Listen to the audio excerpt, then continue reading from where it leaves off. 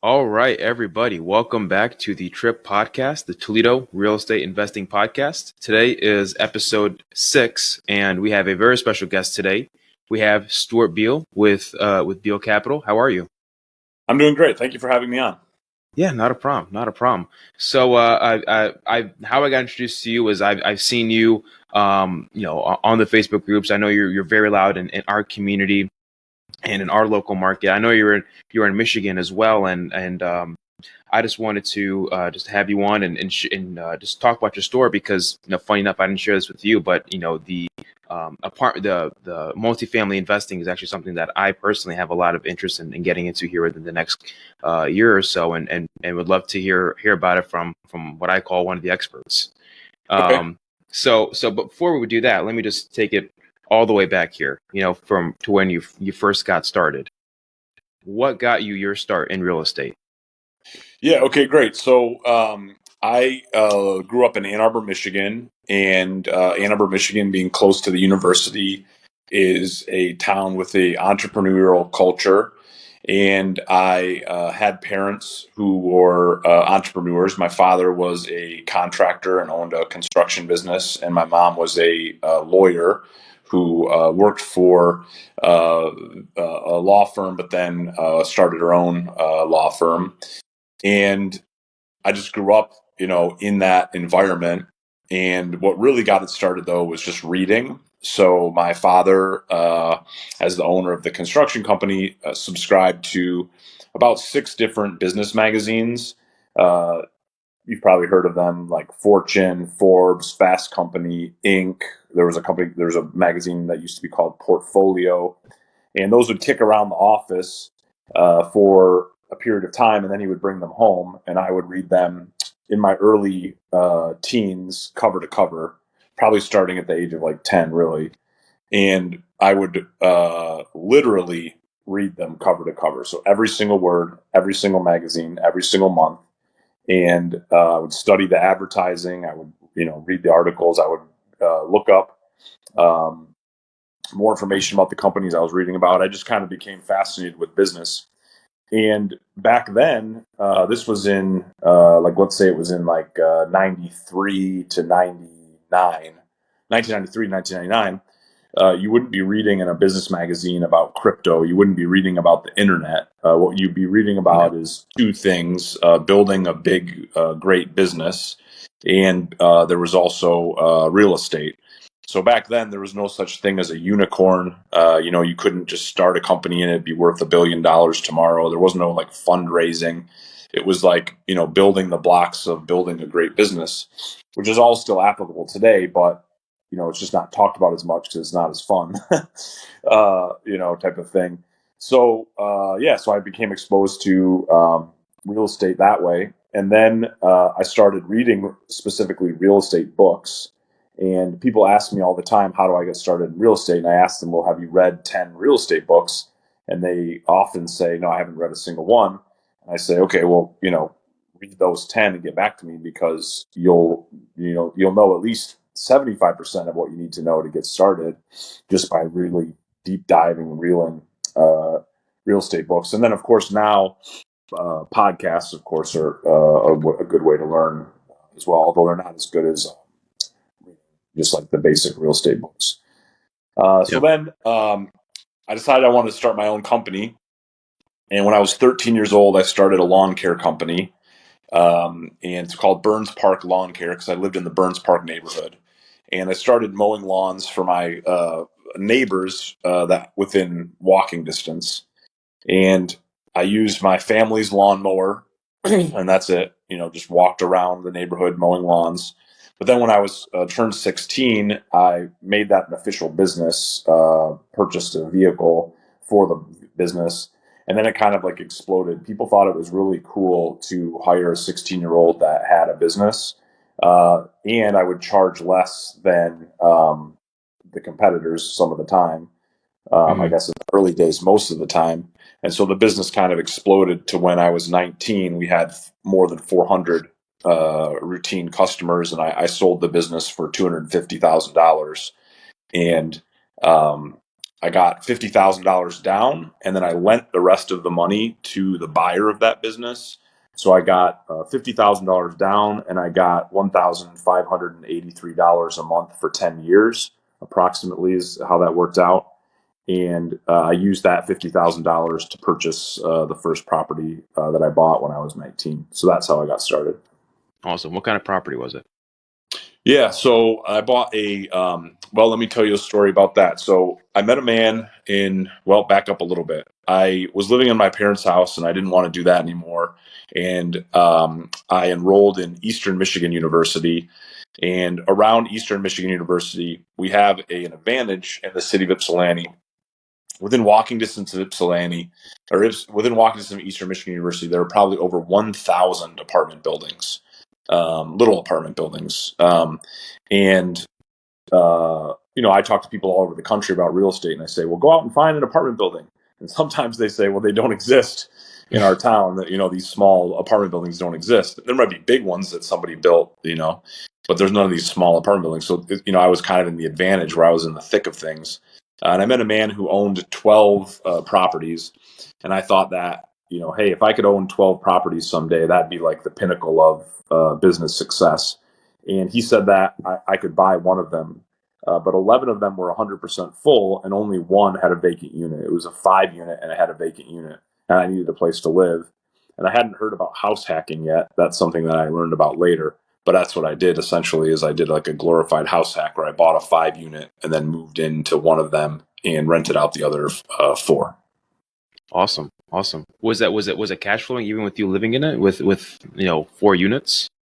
Well, there's cash flowing on paper, and then there's cash flowing in real life. So, Yeah. Going into the deal, certainly I thought there might be a potential for cash flow with me living in it. But then, of course, I met the woman in apartment 1, and she's not going to pay any rent. And then I met the woman in apartment 4, and he's definitely not going to pay any rent. Oh, man. Was there cash flow in the beginning? Definitely not. Plus, then we had to replace the porch roof, and I had to renovate the unit I was in. So there was a lot of work to get the property in a condition where you could talk about cash flow. Now, with that said, 21 years later, I purchased that property 21 years ago. I still own that property, and it has cash flowed every single year for 18 years in a row. Even through the foreclosure crisis, it was a solid property. And I've done 2 or 3 cash out refinances and used that money to buy other properties.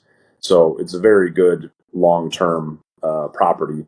But we can talk about beginning mistakes in real estate and how people, when they read these real estate books I recommend, they think they're going to get cash flow in the first couple of years. And that's probably not realistic. I mean, the reason people are selling you these properties is because they aren't making money on them. If they were making a ton of money on these small apartment buildings, they wouldn't be selling them to you. So Sure.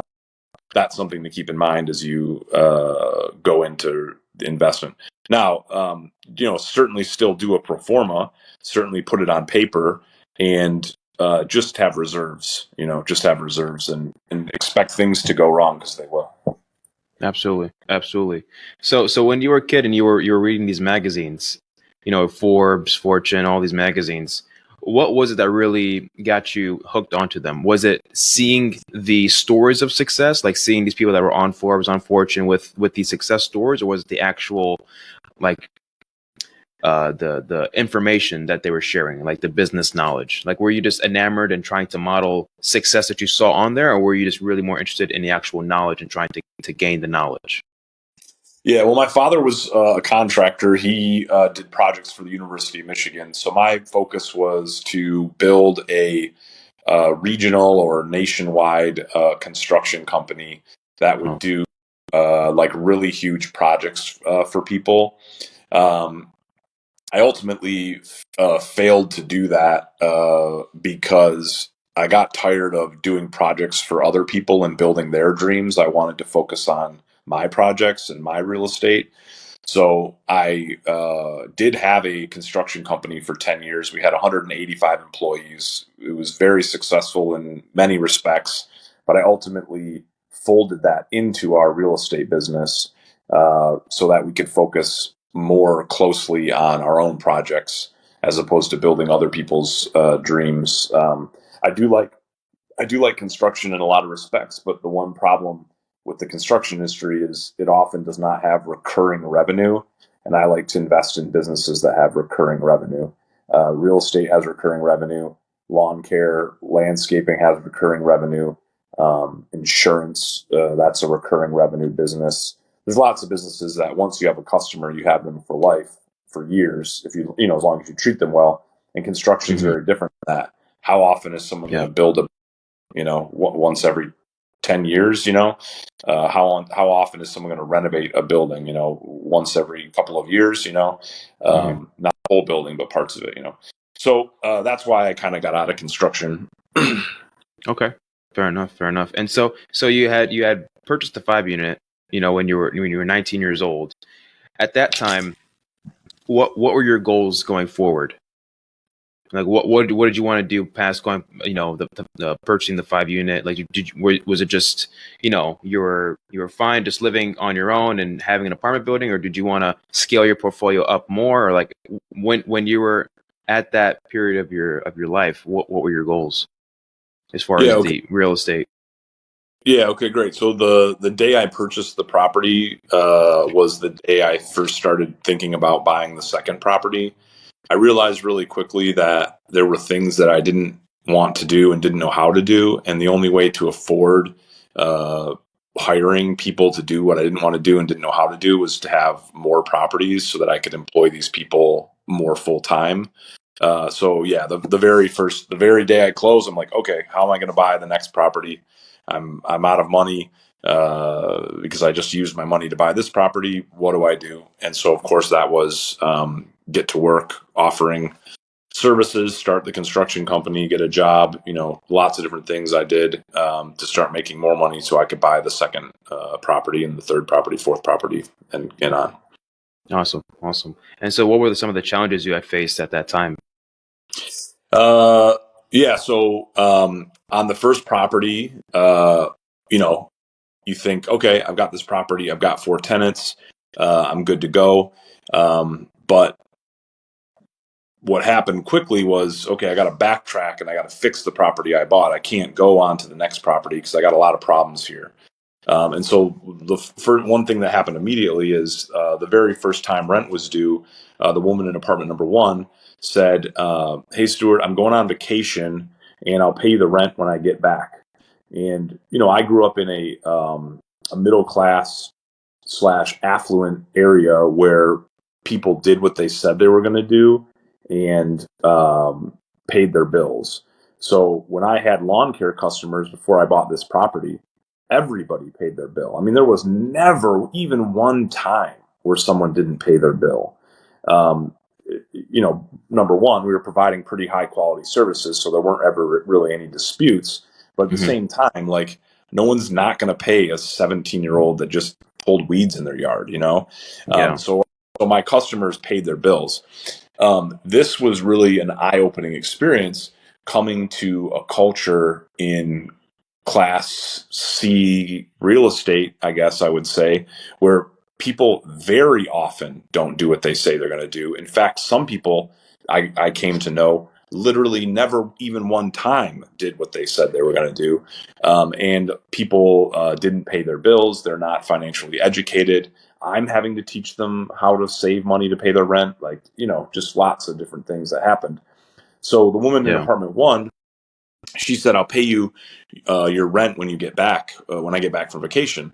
And I didn't realize how funny it is. Like, wait, you don't have the money to pay your rent, but you're going on vacation? Like, I was too naive to even think about how weird that was. So I was just like, oh yeah, sure. No problem. I'll see you 10 days from now, And a few days after her left for vacation, remember, I'm living in this property.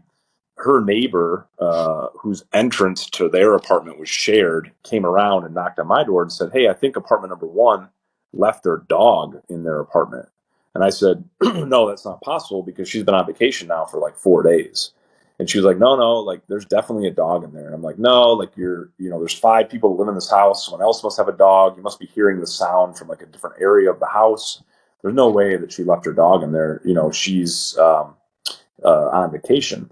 And she's like, no, there's definitely a dog. So I go around and I open the common entry door, and I'm looking at her door, and the door is like, and I'm like, oh my God, like there's a dog in there. Like it's just banging on the door. So I key in and I walk in, and I'm just like walking into a horror scene, like nothing I've ever experienced in my life. There's dog Oh my shit everywhere. gosh. She poured a 50-gallon bag of food on the floor, so the dogs like knocked that all over the place. She left the water running so that the dog could like get up on its hands and lap the water out of the kitchen sink. And she actually went on a 10-day vacation, just leaving her big dog in this tiny little apartment. So we take the dog to the Humane Society. I started cleaning up her apartment. I thought I had to do that. I didn't know that she should do that, because I was just 19. And of course, when she got back from vacation, she was all upset about her dog being at the Humane Society. She never paid her rent again. She ended up defaulting at like $8,000.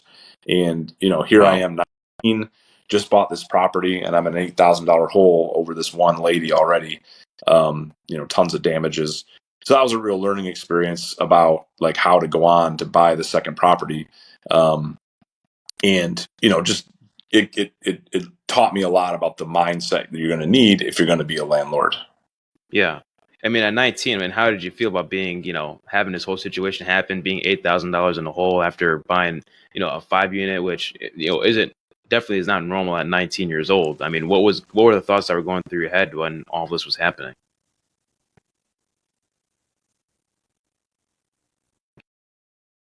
Yeah. So I'm 19. This woman was like 40. I'm like, how could you do this to a 19-year-old? You're 40 years old. But it's the same thing. Like a lot of our tenants over the years didn't grow up with the same advantages that I had from a cultural and financial education standpoint. So I recognize and fully admit every time I talk about this stuff that I had privilege, that others didn't have. And I, as a landlord, try to do my best to help people out when they're when they fall short in their financial obligations. I try to help them out when I can. Awesome. And so I take it that the property management leg of the business was something that was definitely a learning curve from buying your first property into the next one, then the next one, the next one. I know property management nowadays is a large part of your business today. I mean, with comparing what you just had explained in a story you had explained when you bought your first property to say now, with where you guys are at now, what are some of the challenges you guys are facing? It could be as far as property management or acquisitions in today's business. Yeah. Okay. So as we talk on this podcast, we're currently managing 2,000 apartments, single family homes, and office spaces. About a year Mm-hmm. ago, our business was larger. We were managing 3,000, but we hit some home runs for some clients, and they sold some of the larger properties. And so right now we're managing 2,000. When we're managing 2,000, that means we need about 50 employees. 7 or 8 of them are property managers. You've got your maintenance staff, your accounting staff, your leasing staff, your construction staff, maintenance staff, and keeping all of those people moving the ball forward is more than a full-time job. This morning I woke up and was disappointed to see that 3 of our maintenance people in one city all called in sick today. And we have 5 people in that city, and now 3 of the 5 are not at work. So there's no chance of getting done what we wanted to get done today. Also, we had 2 property managers out of 5 or 6. One woman had a family emergency. One person was sick. So we thought on a Monday we were going to seize the day with 50 staff, and here now we only have 43 people at work or something like that. And so it's just a full-time job trying to train, do a culture of you can't be not at work in property management and get really good staff that has their personal lives together so that they can be good staff members. And that's just a constant thing. And we have a full-time HR director working on that constantly. So to manage that many apartments, you need all of these people in their specialized roles. But, property management is it's a thin revenue generator. It's not like we're making a ton of money managing properties for other people. So when someone doesn't come to work, it's not like you have like a second person that can just fill that role. Very often I end up doing it myself personally when I'm trying to, grow the business or buy new properties. I'm getting, pulled back into property management. So that's a goal of mine in 2024 is to, after 20 years of constantly being pulled back down into property management, not that it's beneath me, I like doing it and I'm good at it. I just want to be in 2024 focusing on bigger picture things. So I'm, this month making some intentional moves to get ready for that. Okay, got you. So comparing then till now, back then it was you managing tenants and you doing the property management, but it seems like now you're managing the property managers. Yeah. And, So at our size company, we have a regional manager who manages the property managers, and I've often been the regional manager over the years. And this month we're making that change where we have a regional manager managing the managers, so that won't be me, and hopefully that'll allow me more time to focus on some of the bigger, bolder things that we want to do in 2024. But with that said, like I am really good at a lot of the nitty gritty property management things. So, for instance, like this week, I'm doing a company-wide marketing training meeting where I'm leading that because I'm the best at the marketing. So yeah, I'll do it. And so, how many regional managers is there per property manager? So when you manage 2,000 apartments, there's only one regional manager. But like a company that has 10,000 apartments, and so they have like 5 regional managers that manage 5, 6, 7 property managers each. It kind of depends on the size of properties you're managing as well, because the larger the properties, the easier everything is in a lot of respects.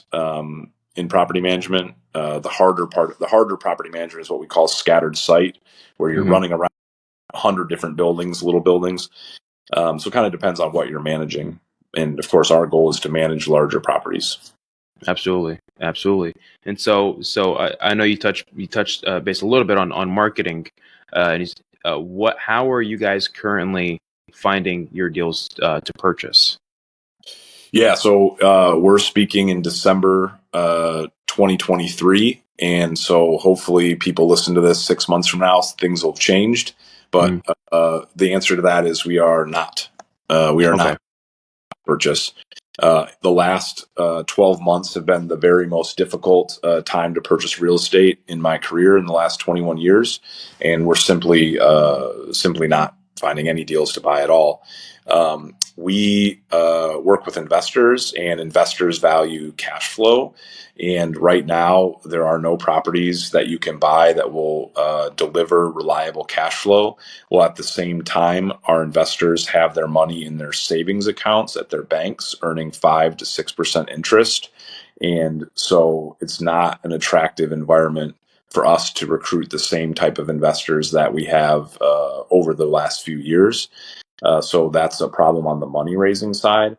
And then on the second side is we talk to potential sellers who have interest rates on their properties in the 3%, and we would be buying their property at an 8%. And so that means that their property is worth significantly less than they paid for it in many respects. And obviously that's not going to be a very good transactional environment when you're offering people money less than they paid for it. And the sellers have a really hard time. I think they understand it. I mean, I'm not calling the sellers not sophisticated. They understand it, but they just refuse to believe it, and won't recognize that. Yeah, I could have paid $500,000 for that property, or I could have paid $5 million for that property 18 months ago, but now I can only pay $400,000, or now I can only pay $4 million. for the property, and it's a simple math equation, and that's not acceptable to the seller, and so the deals just aren't happening for us. Now, with that said, I like to be busy and I like to invest in real estate. So what we're doing is we're buying some properties from people that have to sell, and we're buying properties that are in rougher condition, more risky, more difficult. But you can only take on so many difficult, risky, have to sell properties. Buying nice apartment complexes is way nicer than buying risky, difficult properties, but Absolutely. we still have to keep everybody busy, and we still want to, make money doing deals. So we're taking some risks we wouldn't if there were nice apartment complexes that would cash flow on day one for sale at a reasonable price. And I know that sounds kind of funny. Like, why would someone sell you a property that would cash flow on day one for a reasonable price that's easy to manage? Well, I've done that 100 times. Bought a property just like that 100 times. So Yeah. it happens in a certain environment, but it's not going to happen in this economic environment. No, absolutely. And so, okay, so I totally understand with your stance on how this year has been really tough, especially within multifamily. But in let's say in the last 20 years, with building the portfolio, what has been your go-to marketing strategies, whether it be outbound, inbound, relationship wise, what has really pushed the needle forward in your business over the last 20 years as far as acquiring properties? Yeah. Okay. Great. So we have a 6-part strategy at Beal Capital, and you can go to bealcapital.com and read a little bit about it. But basically, the first strategy is writing letters. So you drive around and write down the addresses of all the properties you want to buy, and then you go sit down and find out who the owners are in the city database.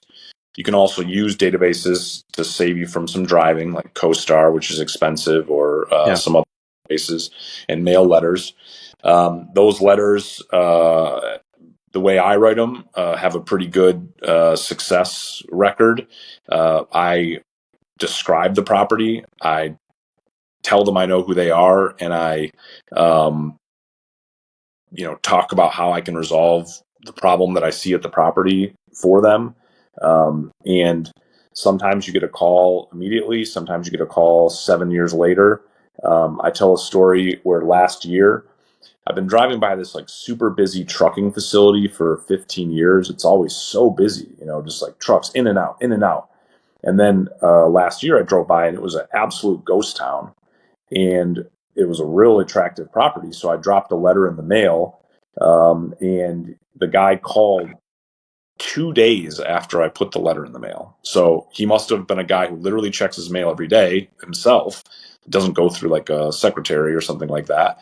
And he called me, as he's opening the letter, And I also tell a story where last year I got a call on a letter I'd written 7 years prior. The father got the letter. He put it in a drawer. He passed away. The son was cleaning out his stuff and called, hey, I see this letter that you sent my father about buying this property. It's now going to be for sale. So those are examples of how the letters can work. The next thing is we buy on-market deals. We're real estate brokers, so we have access to everything, and we can see on-market deals. We tend to buy on-market deals that haven't sold for a while. The third thing is we develop relationships with real estate brokers. We don't try to take any of their fees. We let them keep their fees most of the time. And they bring us deals first because they know we can close a deal well and quickly. The fourth way we do it is social media networking. So we shout from the rooftops constantly on all of our social media that we're buyers of real estate, and the deals just flow into the inboxes like crazy. Much less so in the past year, of course, but that's a really good strategy. The next thing is networking. Before I had kids, I would attend a networking event every single day for 10 years at least. You work the room, passing out your business cards, everything like that. Now that I have kids, I attend many less, maybe one or two a month. just because that's the time I used to, spend on the networking events. Also, networking events take a really long time because, sometimes you're driving an hour and 15 minutes north of Detroit. And so you're gone for 4 hours on a 1 hour networking trip. So that's we do networking. And then the next thing is we have a unique advantage where we're a property manager, and a lot of people tell their property manager they're going to sell their property before they tell anyone else. So there's 6 or 7 times in the last 5 years I bought a property from an owner that we were managing the property for. And I think those are our strategies. And when you're working them all every single day, they come together for you. Awesome. Do you have an idea of what has performed the best for you over the last 20 years? The pocket listings with a broker that brings you the deal first. In the city of Toledo, I've bought 40 apartment complexes with one broker, where he would sign the listing agreement and that very day introduce it to us, and we'd start working the numbers and have an offer. Just 5 days later, and so he could go to his potential clients and say, "Look, if you sign this listing agreement, I will literally bring you an offer within 5 days." And so that was by far the best thing. And I know this is a Toledo focused podcast. That was our best strategy in Toledo. Awesome. So just the pocket listings from the brokers. Yeah, and brokers want to know they're talking to serious people. They spend 90% of their time talking to non-serious people. So when they find someone who's serious, and you can be serious and you can do deals and earn them money through fees, they're going to bring you deals quickly. I haven't bought a property in Toledo in a couple of years, and that broker knows that. So I haven't heard from him in a couple of years. He's talking to his new buyer that he works with. But if I wanted to get real aggressive back in Toledo, he'd be the first person I would call. I would say, "Okay, I'm ready to roll up my sleeves and get into Toledo again." He'd say, "Okay, I'm bringing you all my deals again." But he doesn't want to waste time with me right now because I'm not buying in Toledo right now. Gotcha. Is there a specific reason why you're not buying in Toledo at the moment? Toledo. So in Toledo, I've focused my Toledo career on Class C, and I am, due to COVID and the things that happened during COVID, I am Class C Toledo tired, meaning that Toledo's Class C rental population suffered during COVID. They did not pivot. They did not financially adapt, and we just got burned out. So I would love to buy Class B and Class A properties in Toledo, and I'd love to buy a big medical commercial facility, multi-tenant facility. It's just, those are, again, speaking to how difficult it is to buy properties. You're not going to be able to buy a property like that right now with the interest rates what they are, in my opinion. So, yes, I can buy a 50% vacant apartment complex in Toledo that's full of tenants that don't pay their rent. Yes, I could do that, but that's not what I'm looking to do. 21 years into my career. Yeah, not ideal. Right. Yeah. And so for the acquisitions, is that something that you just solely manage? Like, you're the one that's building these relationships nowadays with the brokers, or is there somebody that you have on your team that's helping you do that? Yeah, so we have a 4-person acquisitions team, and we all work on acquisitions together. Ryan is our director of acquisitions. He does a lot of the underwriting, and then once we get the contracts under sale, he brings them from the contract signing stage to the closing table, arranging for the loans. All the different steps that you need to do that. And then we have an inspector, and then we have another person who also helps. Awesome. And so with the amount of manpower you guys have at your guys' company, I know that's the skill of hiring isn't something that you can just learn in one day or from one hire. What has been the couple of things, or maybe one thing that you've learned that has been the most important lesson you've learned in regards to hiring and also managing people?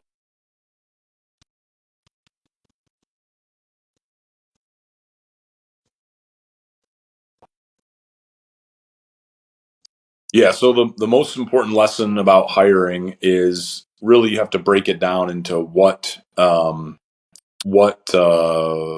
thing you're hiring for. So we hire for maintenance technicians a lot. And we want these maintenance technicians not to only to be able to fix the problems in the buildings, but also be able to work with the technology that we need them to work with in order to be successful at our company.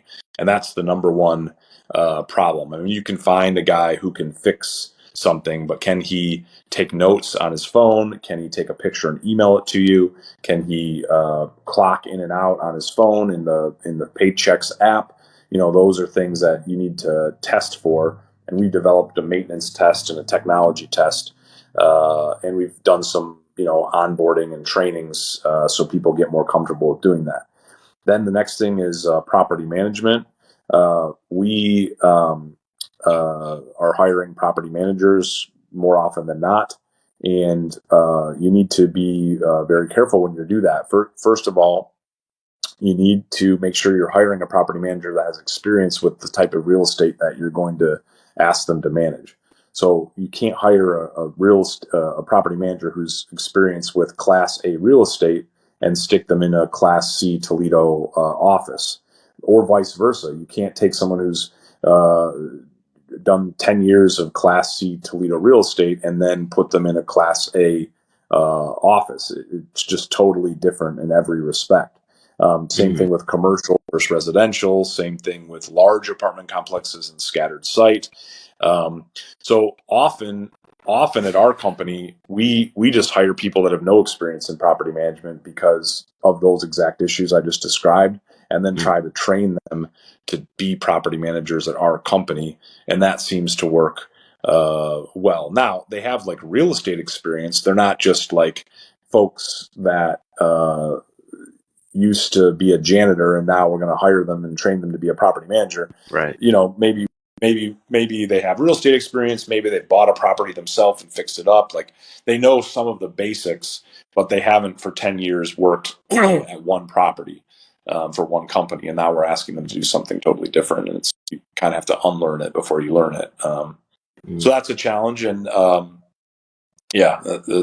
challenging, hiring is again one of the major challenges right now. It used to be easy to hire people. I used to put an ad on Craigslist for a laborer for $10 an hour back in 2008, 2009, and we would have hundreds of candidates.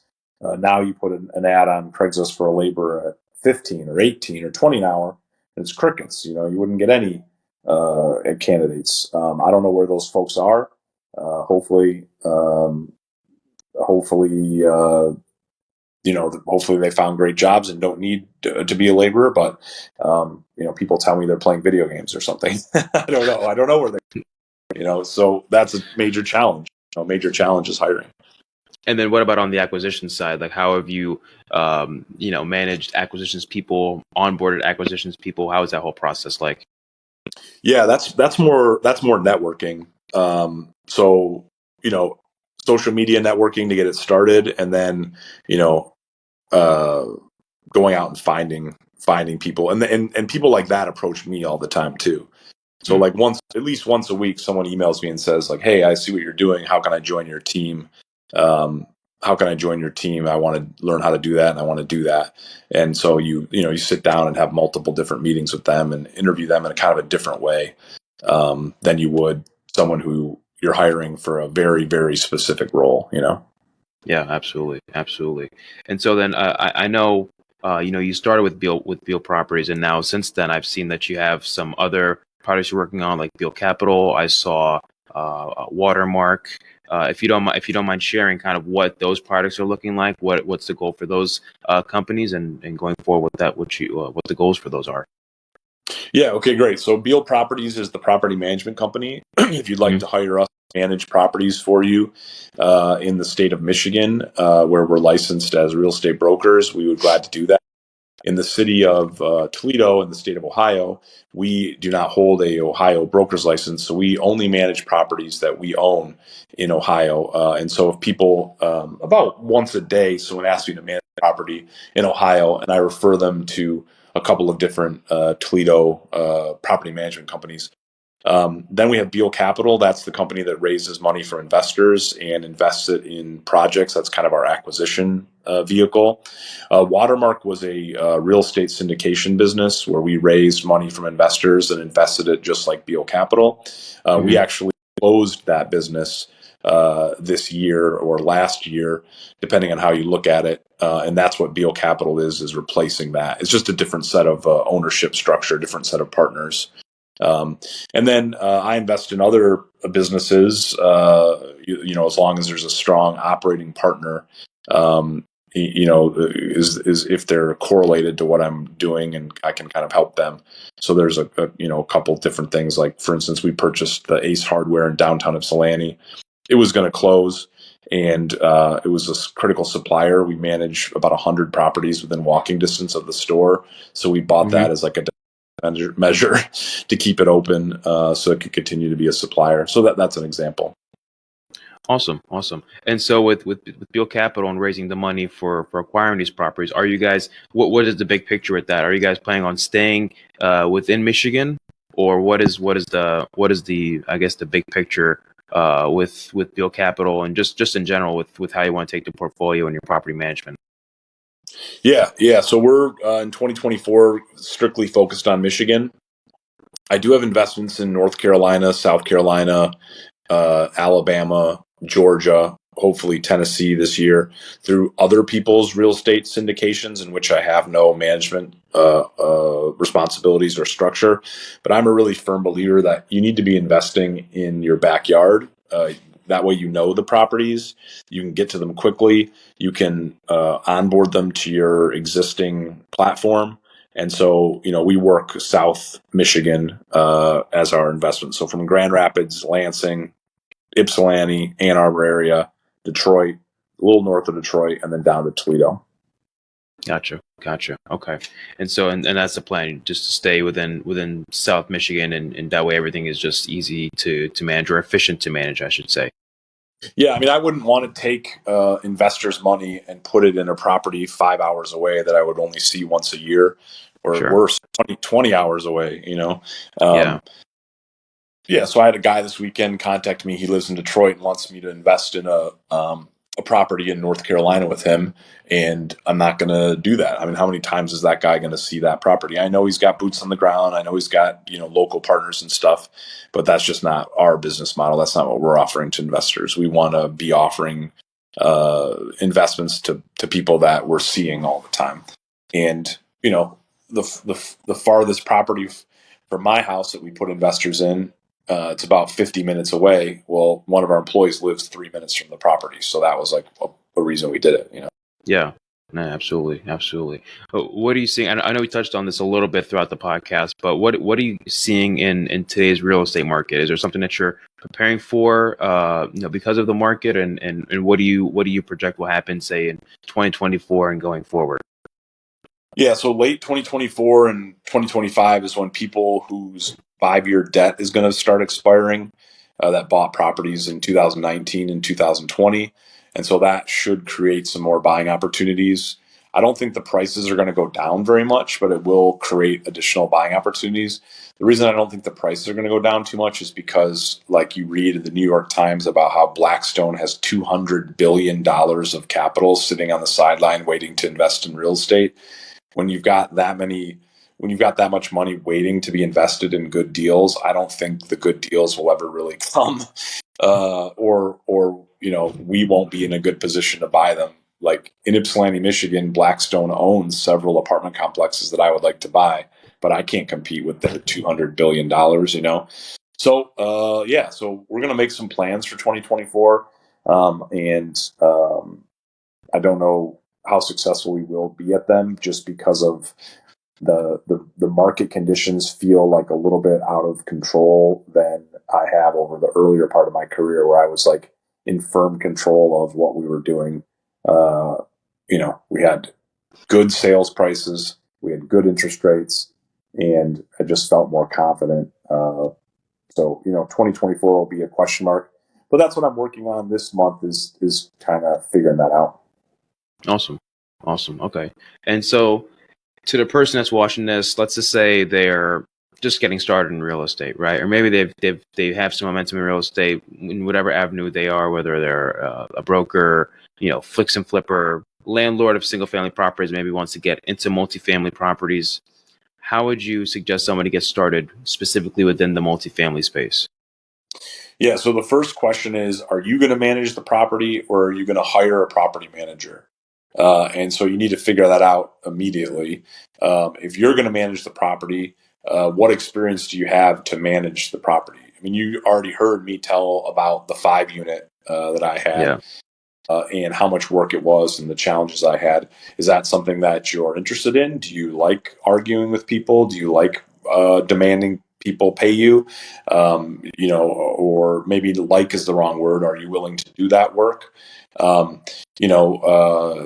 We had last week, we had a suicide in one of our apartments. We had a guy flush a sweatshirt down the toilet. So the sewer line broke, and now we got to clean up sewage. And these are the things that you're going to be getting into as a new apartment building landlord. Do you like dealing with those things, or are you willing to do them in exchange for not having to pay others to do them? So that's the first question. If you're going to hire someone else to manage it, who is going to be your property manager? You should probably meet them now before you even made an offer on a property to see if they're a good fit, if you like working with them, if they're going to be able to do what you need done affordably. Show them your pro forma of the properties you're looking at to get them to agree that they can manage the property in that way. That type of thing. And then start developing a procedure in which you're going to be exposed to properties that are for sale. So you heard my 6 strategies. Pick 2 or 3 of them if you're not up and ready to do all 6, but pick 2 or 3 of them to start working that avenue. And hit the streets. Where in the city of Toledo are you going to be buying? Are you going to be buying in an area of very nice properties, or are you going to be buying in an area of very rough properties? And get to know those areas and the challenges that come with that.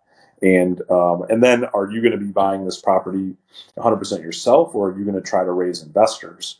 And then, if you're going to try to take on investors, what method are you going to do? What's the structure? I mean, what are the legal documents look like for that? And how do you put that together? Is my questions. And so all of those things need to be considered carefully. Got you. And as far as, say, a size of building, what do you recommend somebody start off with? Because I see there's people that say, start off with 24, 40 units as your first investment property. There's some people that say, start off with a duplex, a 4-unit. Where do you stand regarding that? Yeah, so if you've never invested in real estate ever, what you should do is purchase a 3-bedroom single family house on a 30-year mortgage and manage it yourself and see if you like it and see if you can do it successfully. If you've done a couple of real estate deals and want to get into something big, then you need to look at a 4-unit is really good, because then you can still use a 30-year mortgage. But if you want to get a little bigger than that, then a 5 to a 36 unit building will get you right into it, and you'll figure out real quick if it's something that you want to do, and if you like managing it and can get comfortable with it. A 36 unit building in Toledo, if it's Class C, if it's Class B, you're going to be immediately into all of the challenges of property management, multifamily. So that's your murders, your suicides, your bed bugs, your roaches, your sewage breaking and flowing everywhere, your quality of building infrastructure problems, graffiti, vandalism, neighbors fighting, domestic violence. You're going to be getting into all of the negative parts of property management really quickly on a 24 to 30 unit building. And so again, who is going to manage it? Who's going to be dealing with those issues? Who's going to be driving to the property and talking to the woman who says her neighbors are harassing her? And dealing with those issues and be prepared for that. I used to do that. I used to be the person over there. I think I counted up one time, like about 9 different times in my career, I thought I was going to get into a really violent situation and was able to avoid it at the last second. Are you comfortable doing that? Or are you going to say, okay, now that I heard Stewart talk about that, I definitely don't want to do that. I want to hire a property manager. The question is who? There's some choices in Toledo. I've never personally hired another property management company in Toledo, but I've heard there's quite bad ones. So you have to sort through that. You have to interview. You have to meet and pick out the good ones, and then make sure that they're up for managing the property that you're going to buy. I would encourage listeners to buy as nice a property as you can in the best location that you can. But I recognize that's going to be a premium over some of the other stuff that might tempt you. So I've certainly bought rougher properties just because I thought they were going to be a good deal, and some of them were, and some of them weren't. Awesome. And I know you mentioned earlier in the podcast the 10 books that somebody should recommend, or just books in real estate that you would recommend people read before they get started. Do you mind sharing those books? Yeah. Okay. So I recommend starting with the very simple books. I don't have the specific ones. I should write this down because people ask me all the time. But there are books literally called How to Invest in Real Estate. There is a book called How to Raise Money from Investors to Invest in Real Estate. Like, that's how simple the titles are. There's books, How to Buy a Small Apartment Building, and start with those books. I think the book that I've read the most times, and I have it sitting over on my shelf, it's called How to Buy an Apartment Building. So Google that, buy it, and read it. And it's not going to talk about the nitty gritty, but it's definitely going to give you the framework and about 75% of everything you need to know. The other 25% you're just going to have to learn on the job, but it's going to give you a really good background. So it's going to talk about interest rates and loan to value and debt coverage service ratio and basic marketing strategies and basic acquisition strategies and basic property management. So it'll give you a good base of what you're doing. Gotcha. Awesome. And then regarding books as well, is there any other books that you recommend? Not necessarily real estate, but also maybe something that is maybe on more the self-development side or financial, personal finance side that you'd recommend the audience? Yeah, so for real estate, I would definitely read the Bigger Pocket books. Bigger Pockets has their own publishing arm, and they publish quite a few books. I would devour those. And then I really like biographies and autobiographies of entrepreneurs. So Warren Buffett's Snowball is probably the best one that I've ever read. That same author wrote a autobiography for a few other people. And then the guy who just wrote Steve Jobs' autobiography and then Elon Musk's autobiography, those are quite good. I think his name is Isaacson. Those are books that I would recommend. Awesome. Stuart, any last words for the audience? Yeah. Okay, great. So our property management website is gobeal.com, GOBEAL.com. Our real estate investment syndication business, if you want to invest with us in a deal, is bealcapital.com. And then find me, Stewart Beal, on LinkedIn, Facebook. I've got a couple of Facebook groups you can join and follow along on what we're doing. And we also do a lot of networking. So if you want to come out and meet us, contact us and say, hey, I'd like to meet with you. What should we do? So if someone contacted me today, I would invite them to lunch tomorrow. I'm meeting with 3 people for lunch in downtown Ypsilanti tomorrow. But we're always doing that like once a week, a couple times a month. So, reach out, come get to know us and learn. Awesome. Stuart, I really do appreciate it. Guys, that is episode 6 of the T.R.I.P Podcast, the Toledo Real Estate Investing Podcast. Thank you again, Stuart, and I will see you guys next week. Goodbye.